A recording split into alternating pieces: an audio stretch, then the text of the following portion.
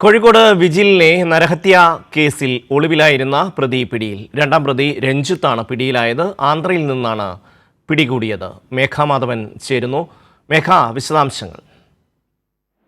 Shammi, vigil നരഹത്യാ കേസുമായി ബന്ധപ്പെട്ട് ഏറ്റവും നിർണായകമായ ഘട്ടത്തിലൂടെ അന്വേഷണ സംഘം നീങ്ങുമ്പോഴാണ് ഇപ്പോൾ കേസിലെ ഒരു പ്രതിയെ കൂടി പിടികൂടിയിരിക്കുന്നത്.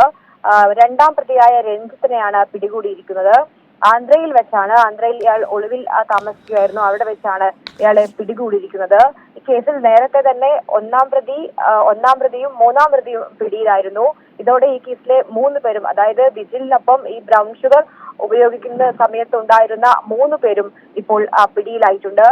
ഈ കേസുമായി ബന്ധപ്പെട്ട് ഇനി പോലീസ് മുൻപോട്ട് വെക്കുന്ന കാര്യമെന്നത് എങ്ങനെയാണ് ഇത് കൊലപാതകമാണോ, ഏതെങ്കിലും തരത്തിൽ അത്തരത്തിലുള്ള സാധ്യതകളുണ്ടോ, അതൊക്കെ തന്നെയുമാണ് അന്വേഷണ സംഘം നിലവിൽ പരിശോധിക്കുന്നത്.